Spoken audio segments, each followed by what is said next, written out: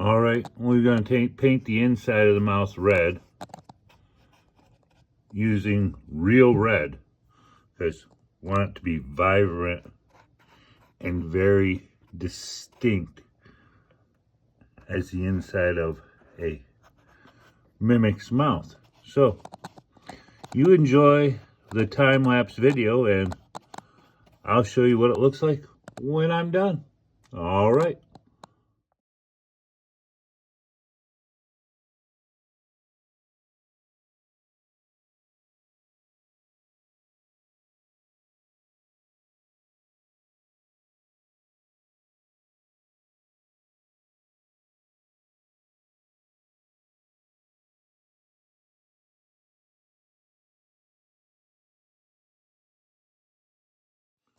So we've gotten its mouth all nice and red with a couple of tones of purple just to set it off. Now let's get to painting the outside. I got a few decisions to make, but I figure I'll start with just basically base coating it in real brown and we'll go from there. All right, enjoy the slow.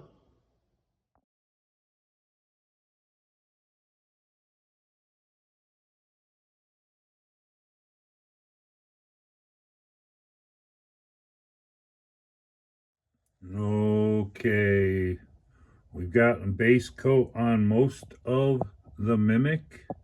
I've added real red to the mouth, followed up by primary blue, and for the outside, the golden part, it's a metallic gold rub.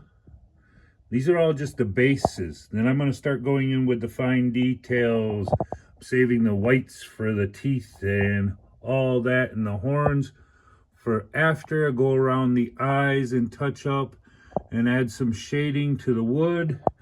And then we'll add a little moss and we'll work on the locks and the golden skull features. But as I stated, it's a mimic, so everything should look like it's flowing as it's a living piece of flesh. So I'm going to keep at it. So hopefully you're enjoying this video, and if so, please hit that like button, hit that subscribe button.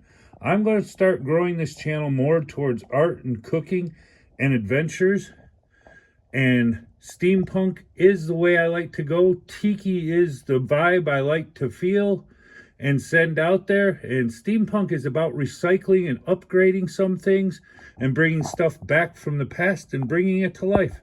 But it's also about fantasy, and I'm all into the D&D side of this, so hopefully you keep watching as I keep bringing this thing to life. All right, let's finish bringing it to life. We just need to add some bits of highlights to the horns and the teeth, and then get ready to do a wash coat on it to make it look older, and add some highlights on the faux wood.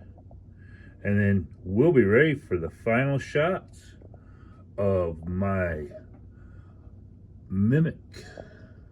Let's bring it to life and make it evil. All right, so I'm just gonna start adding some dry brushed highlights to some of the wood parts to make them stand out a little more, like the edging around the horns here. I don't know if you can really see it on the camera. It doesn't really look like it, but as it gets there, it starts getting a little bit.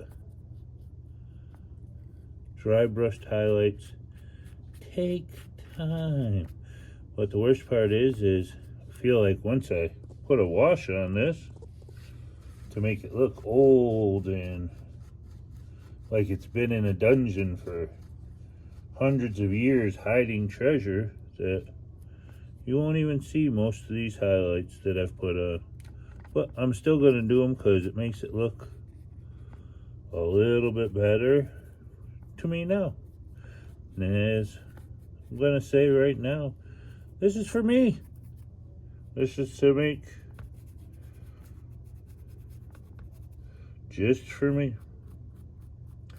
So what makes me happy, I'll do it.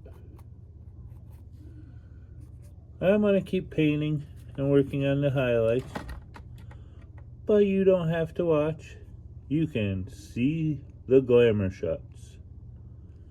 Alright. Alright, so now I'm going to add glossy Mod Podge to around the gums and teeth, so it really shines and looks like it's slobbering and covered in a drooly type.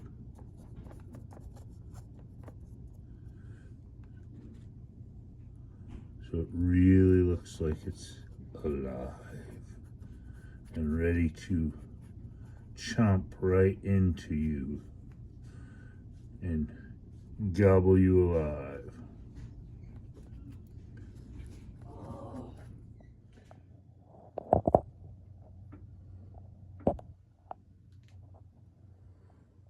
I can just imagine coming across this in a dungeon.